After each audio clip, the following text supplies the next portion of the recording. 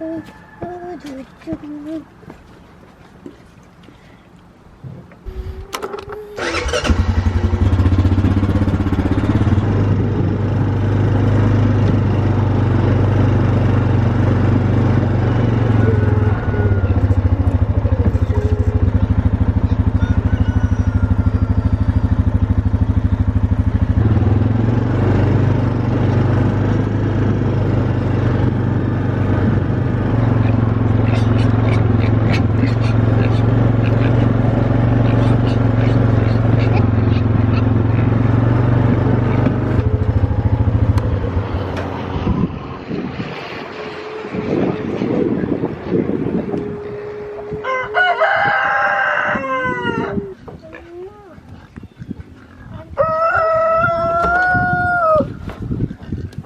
like a good spot to me.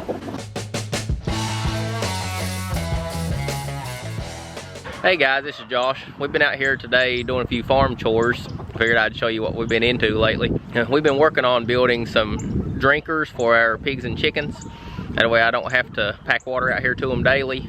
Lately I have been using the just regular water pans and my water jugs, which has been a pretty good chore to pack all that water out to them once, twice a day, especially with the 11 pigs and 100 and some chickens that we've got now. We've recently been able to get the piece of property next to us, so we've added about 6 acres to what we have, so roughly 10 acres total, but most of it's hillside.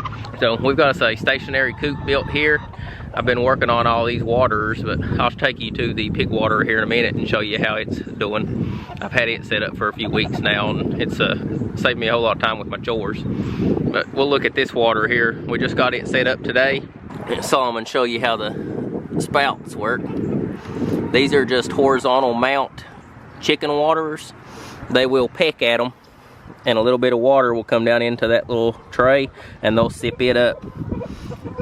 So I went ahead and filled it up with my water jugs, but I will be able to run a water hose out here to it and a stock tank heater like we have in the pig water. So that's going to save us a whole lot of chore time in the mornings. All I did was cut a hole in the top. That way we can fill it up and put the stock tank heater in it. And I put this old floor mat on it so the chickens can't poop down in it. So that should last them, I'd say, a week. We'll have to fill it up about once a week. It's a whole lot better than these old water bowls that we've been using. I just filled those up this morning. They're already muddy as can be. This is our new coop. It's about halfway of the piece of property next to us. I built it back last summer, so we've been using it for a while now. It is a lean-to. It is 20 by 15. We'll take you inside and show you what it looks like. I put a lot of planning into this to make the perfect chicken coop setup, in my opinion. But we have inside is where I've been feeding them. I fill that up once a day. That's about what they go through a day right now, but we are going to make a bigger feeder for them here soon out of one of those blue barrels. But I have the 10 hole nest boxes back there, 2 of those. So we've got 20 nest boxes for all of our hens. And I don't know if you can tell in the video, but this is at a slight slope. So they scratch it and kick all of the bedding down to here, which keeps it all mixed up, so that way it don't smell real bad. We have our roosts up here overhead. Which have a lot of poo-poo on it. Yeah, they do have a lot of poo-poo on them. But I have 10 roosts up here for them. That's enough to do about 150 birds total. And they seem to be pretty happy in here. I stapled all of these feed sacks around it before it got cold, just to knock the wind off of them. But we will take that off once it warms back up. So they've got plenty of ventilation in here, plenty of space. And you can see that they've been here dust bathing all morning. Why? I haven't dust bathing. I haven't done that in a year, Dad. Dad? What, buddy? Are they bathing? Josie, what are you on a video? Hey, you.